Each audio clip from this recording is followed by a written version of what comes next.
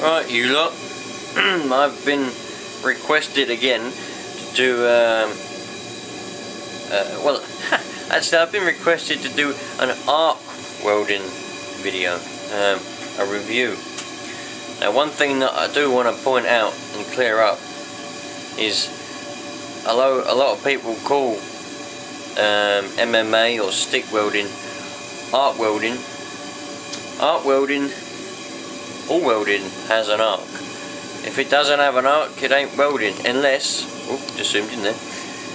The only one that I can think of off the top of my head that don't have an arc is gas welding, because you have a flame from your gas torch. MIG, TIG and MMA all have arcs. It's all arc welding. Now, let's see that. A bit better? A little bit. So, when this friend of mine from he's on YouTube, obviously, when he said he wanted to see an arc welding video, I'm assuming he means stick or MMA. So that's what I'm going to do. I've actually got two stick plants.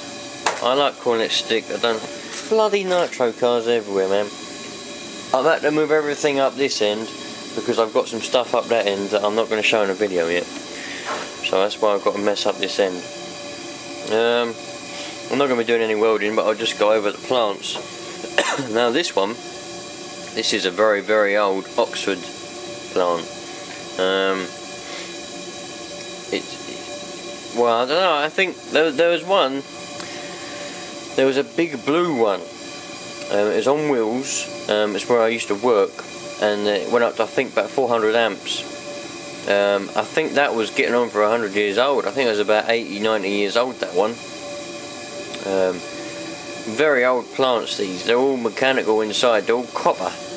Let's see if we can move some of this nitro crap out of the way. Fed up with all the mess.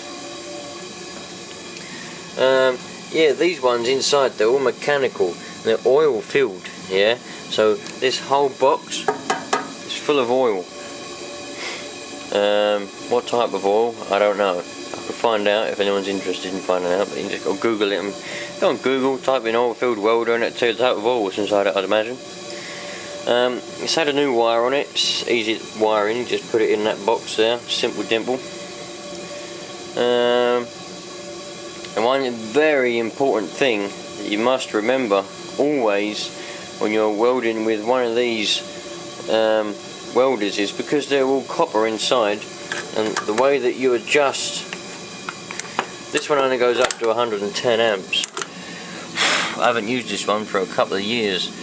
It's been sitting in the corner there, and looks like one of the wires is split.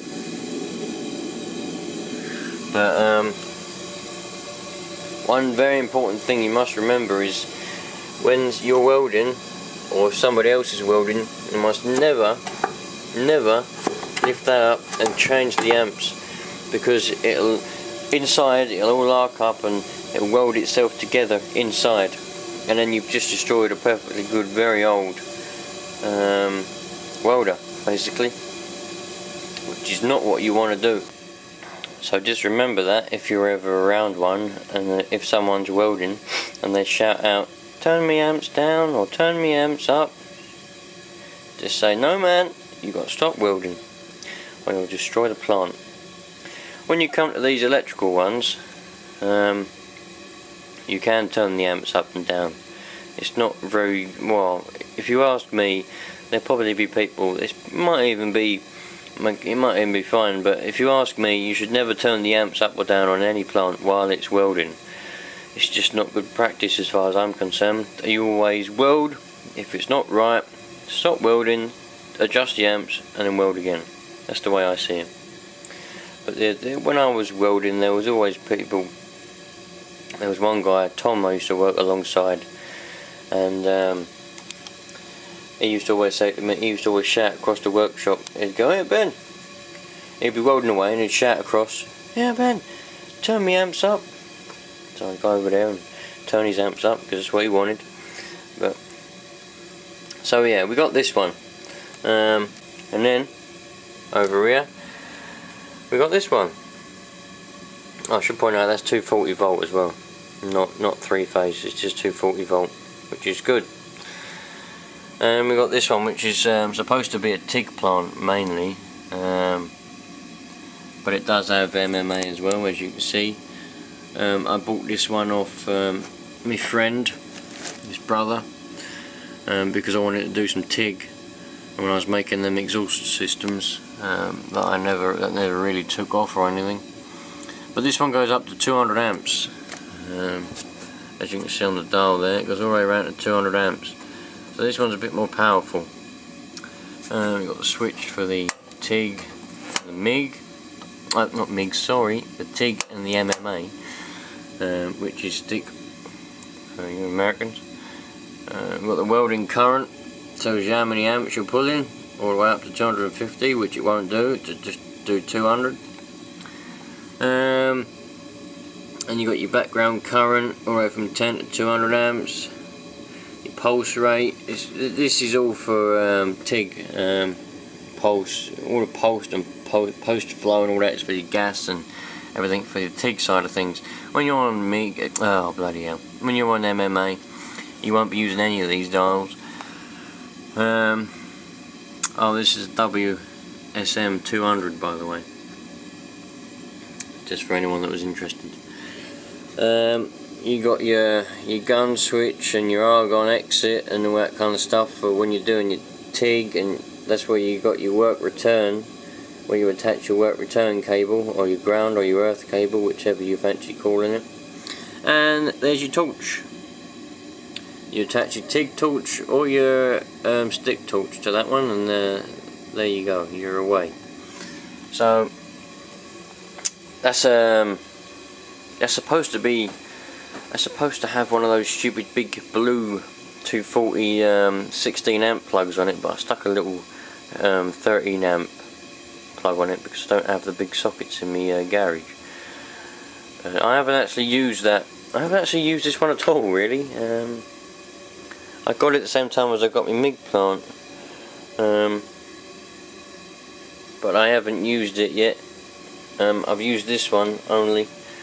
If you look back many years, about 4 years ago, I done a stick welding video, the basics of stick welding or MMA, and I used this plant on maximum 110 amps. Now these are some electrodes that my dad gave me. These are old electrodes. You can tell by the box, man. These are old, really old. My dad used to use these ones when he was younger and done his welding and whatever he done. We've got all kinds in here. We got these ain't even marked. These are so old they don't even mark them. They look to me, perhaps, I don't know, they've got purple, bit of purple painting on there. That might have meant something back then. It don't mean anything to me because I'm used to seeing all the markings, 6013, blah blah blah. But when it comes to an old rod that you don't know what it is, I normally just spark it up and see what happens. If it looks alright, you're good to go. If it don't, then don't use it. What we got in this one? He's tried to keep them dry by putting them in a plastic bag. But I don't know whether they did keep them dry or not. These have got, it looks like there's a mixture of rods in this one. Oh, they've all fallen out the other end now. No, these ain't no good. These have got wet. All the flux has come off of them. Well, they might still work a little bit.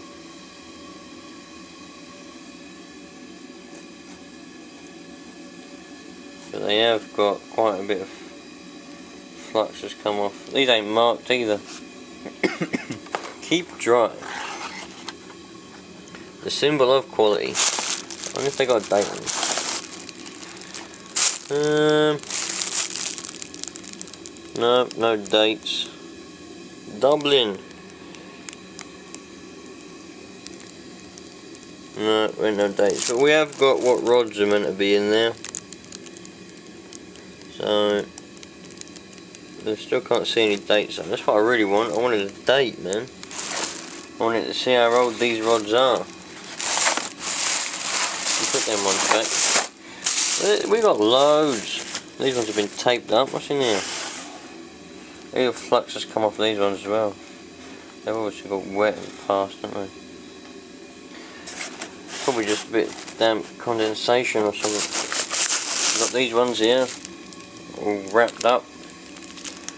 They got rust on the end of it, man. These ones have been wrapped. You know what? I might have to get some of these old rods out and spark them up. See if they still work after being all damped. I'd be surprised. Sometimes when you need things to work, they will work. But yeah, that's a box of old electrodes. Oh look, we've got a friendly spider. Welding electrodes. Handle with care, keep dry. Welding may produce fumes and gases hazardous to health. Oh, really? Oh, so these are BOC ones, these ones. Murex.